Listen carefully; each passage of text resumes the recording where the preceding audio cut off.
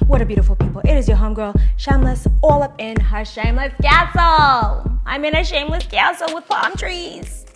Remember when I used to say that, guys, and I wasn't living in a shameless castle, but like the power of words and actions? Hello. Speaking of which, words. This video is inspired by a comment that was left on my video on my new life in sunny California.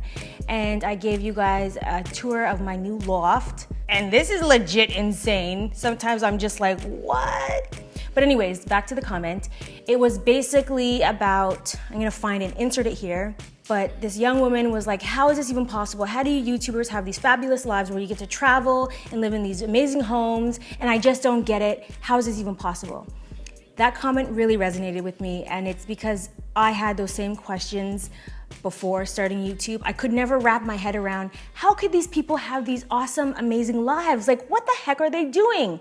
I used to think they were just born rich, they married rich, or were drug dealers. That comment took me back, so I just wanted to answer that. And today we live in social media craze, and it's just things to keep you entertained and to laugh, you know?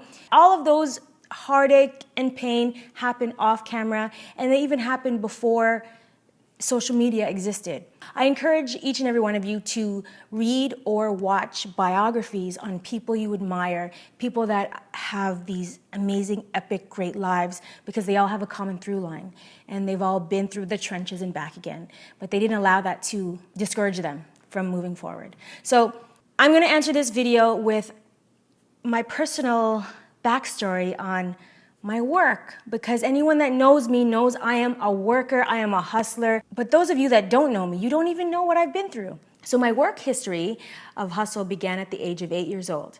And I got my first job. Very young, yes. My mom was a single mother raising 2 kids, and FYI guys, my mom never put me to work. This is just something that was in me that I've always wanted to do. So we were delivering newspapers, okay? That was my first job. You get the newspapers, you open them up, you put in the flyers, the brochures, the samples, fold it, roll it, put it in the bag. You do that all night, and then you deliver it the next day. Simple enough as it sounds, but when you are born and raised in Toronto, Canada, the winters are brutal, snow up to your knees, and it did not make the news. We would put it on a sled and then go door to door dropping newspapers off. That was a hustle. 30 cents per newspaper bundle, okay? It's hard work. 10, $3, a lot of work. Okay, anyways, my second job was doing background. I did background, which is extra work, as they call it.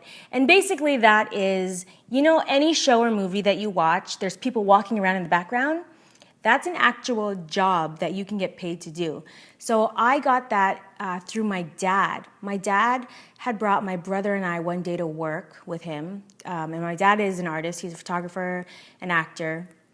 And we were doing background, and that was my first kind of exposure to the entertainment world. And I was so fascinated, like, wow. And then the director calls action, and then I walk, and it's like reset, and then you go back to your spot, and you walk again, and you can get paid to do this. So me and my brother did that, but we only did that once because it's during the school week and we had class. So it was a good experience to have as a kid, but I think that was part of like the seedling of what has manifested today. Then my next job was at the age of 12 years old, illegal to work, but I managed to do it. I volunteered at a pet store because I wanted to be a veterinary when I grew up. So I worked at PJ's Pet Center in Scarborough Town Center every Saturday for free, and I would work an 8-hour shift just so I can play with puppies for 10 minutes. I know, I'm crazy. Becky, Jackie! I have wanted a dog ever since I was a baby. Well, ever since I can remember. I've always wanted a dog. Did you know, Jackie, that I would used to work at a pet store for free and scrape shit off of crates with a smile just so I could play with the puppies for 10 minutes? Did you know that? No, you didn't know that. And my manager saw how happy I was to be there and how dedicated I was to do my job with a smile, even though it was literally shitty. So they started giving me money, so $12 to $20 for the day.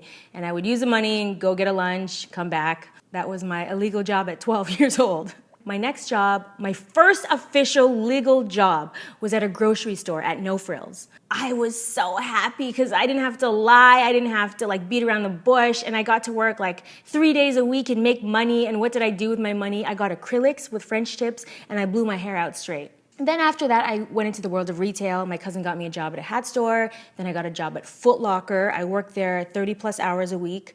At that time, I was in grade 10, and my schoolwork started to suffer so bad that I had to get fired.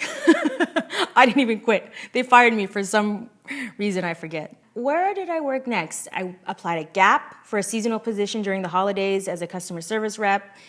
Then I wanted to move up because I told myself, what do you want to do with your life? Be an accountant or get into marketing, one of the two, because my mom was an accountant. So I got a job at Roots Canada as a cashier. I did that for about 4 years. Then I was like, you know what? I'm too big for this small pond. I'm going to go to somewhere in the US because I'm amazing. So I came to sunny Los Angeles. Ta-da! At the age of 18. Now, I had my license at 16, but I didn't have a car, and I couldn't rent a car. I was too young. I couldn't afford to buy one. So I was like, what am I going to do? I know, I got this. I'm going to work at a rental place or a car dealership, and one of them will give me a car. So I applied everywhere, and I ended up getting a job at Lexus Santa Monica. Shout outs to Lexus Santa Monica. I got a job there, and I would commute from Crenshaw, which is where I was staying, for half of my stay, and then the other half was at UCLA. And I would commute taking the bus. But I like walking. That's what I do in the East Coast. I walk everywhere. So after work, I was walking, and it must have been, I must have been walking for over an hour. And at this point, my manager had already picked his kids up and was heading home, and he saw me walking. Oh my God, I was so embarrassed. And he's like, Maya, what are you doing? And I'm like, I'm just walking. What's wrong with walking in sunny California? He's like, get in the car. So I was in the back of the car with his two sons, and he's like, you can't do that. And I'm like, why not? I don't have a car, and I don't want to take the bus right now. I just want to walk. So anyways, he got me a car. He gave me a used car from the lot that I could use every weekend. So I had that on the weekends, and I would just drive along the coast. Can you believe 18, 19? I turned 19 at that point. Driving. I was like, this is gorgeous. I need a camera to take photos. So I went to a camera store and bought a camera. Then I went back to Canada, and I was just like, oh, I don't know what to do with my life. Like, I really, as a kid, I really wanted to act, and that was inspiring, and I did some extra work, and I even, you know what, if I really want to act, I have to go to theater school. So I applied to theater school, I got in, but that was in September, and it was like June. So I couldn't get a job, and I was taking photos all the time, so I was like, until I get a job, let me just drop off this film every week. And the manager over there saw me coming in every week, and I kept dropping off film. And he started to give me like feedback, some constructive criticism, all of which I absorbed like a sponge. Finally, he asked me if I was looking for a job. Yeah, I'm looking for a job. Can you get me a job? Thank you. Yeah. So then I learned as much as I could from blacks, and I was like, maybe I could do this for a living, be a photographer. I would have to find out more because I love fashion and I love beauty and I love looking at all these magazines, and maybe I can find out the name of this photographer in this magazine. Oh, it's that person. How can I find them? So I would go to their website online and email them, and I was able to intern for one and photo assist for another, and I, again, learned so much how to light, because I never went to school for photography. This is my whole rationale. Work, get a job that pays or get a job that doesn't pay, because it is better to not be in debt or pay for school. And then theater school, I was doing headshots for my friends, so I got to do that, and then I also photographed agency models. Their agents would set them up with me because I was a young female photographer and these girls were very young. So I was doing photography and acting in tandem. Then I moved to Vancouver, Canada, for 3 years. And when I was out there, I got a job doing extra work. That was the first thing I did when I got out there. I'm like, you know what? I need money and I need it now. I ended up getting a job as a stand-in for a Tyler Perry movie, and I was the stand-in because of my proportions to Janet Jackson. When you're a stand-in, you're not seen. So this is just when the cameras are not rolling and the actors are, in their trailers getting their makeup done, and I just stand in their spot, and the camera people do all the lighting, and then they're like, "Thank you, Maya, please step out. Janet Jackson, please step in." So that's what I did. Then I was like, man, this blows. Because I'm just, I've gone to theater school and now I'm doing background work, which is awesome. I moved to New York and I was able to get a job as a cocktail waitress. Now, I hustled that system. Ooh, I hustled it so good. Working as a cocktail waitress, you meet so many people. Anytime you're working customer service, just ask questions and be friendly, okay? That's what I did. That's my MO in life. So I did that at my job, and New York City, everyone can be someone. And that happened to be the case with me. I was working, very bored. There was a photographer working. Oh, what kind of camera are you using? And what kind of lens is that? And how did you get this job here photographing this event? Oh, okay, cool. And I kept asking so many questions. And finally, he's like, here's my card. If you have any more questions, email or call. Hi, Pete. That's his name, Pete. So I emailed him and I'm like, "Hi, Pete, it's Maya, the crazy cocktail waitress girl. I would love to pick your brain or assist or intern or anything. I just want to learn. I'm a sponge." So Pete brought me on photo shoots as an assistant. So I assisted on photo shoots and I was like, you know what, maybe I want something more intimate.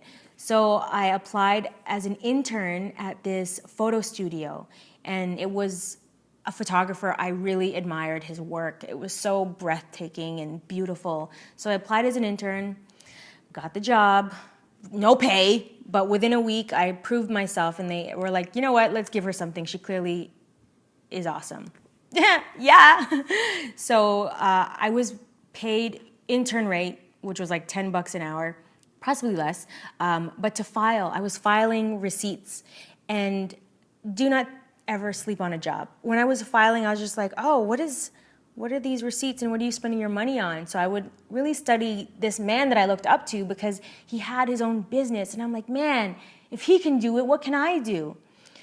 So I just saw where he was spending his money and he was reinvesting it into his business. He was taking workshops. He was continually learning his craft. New York really opened my eyes, and working with people like this photographer and Pete and doing cocktailing, I just saw so much, and I'm like, anything is possible. If they can do it, why can't I? So in New York, I did cocktailing, bartending, photography. Not that much. I did mainly assisting. I didn't really take photos for other clients that much at this point, because I was just like, man, y'all in New York, the hustle is so real, and I'm like, I don't want to start all over again at the bottom of the barrel. But I did have a voiceover agent, so that was my job. It was an actual job that I would go to. I booked a job with a production company, and I did their audio descriptive voice for the visually impaired. So people that are visually impaired do listen to cartoons or shows. And I did audio description for children's shows. So Nickelodeon shows, I would do the voice for that. And I also did the voice for audiobooks. A lot of New York Times bestsellers, Jazz Age Josephine. What else did I do? I'll put it in the description box if I can remember. But I've had somewhere in the ballpark of 30 and 50 jobs. Set goals, work towards them, have faith, and repeat. Day in and day out, day in and day out. I would love to know, because it's that moment of truth, when I get nosy and I want to find out what the heck your story is, because that's not fair. I would love to know, where do you guys work? What kind of job do you have? Do you have an interesting story? And why are you there? Is it to pay bills? Is it because you want to learn something about the industry there?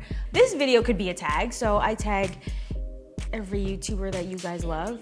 So just tweet them or comment on their thing and say, oh, Maya, Shameless Maya tagged you, and I want to know about your backstory, boo. What did you do before YouTube? I know you guys might have a lot of questions. I encourage you to write the questions that you have in the comments. You can do it there, but you can copy and paste your question and put it into Google. Growing up, I did not have Google. Y'all are lucky. You have so many advantages. Use them. Be an opportunist. Seize the moment. Hustle hard or die trying. Make sure you guys like, subscribe. Remember to do you. Do the work, boo. Be you. Just be yourself. And stay true. Because nothing beats honesty. The truth comes out. So stay true. Okay? Be shameless.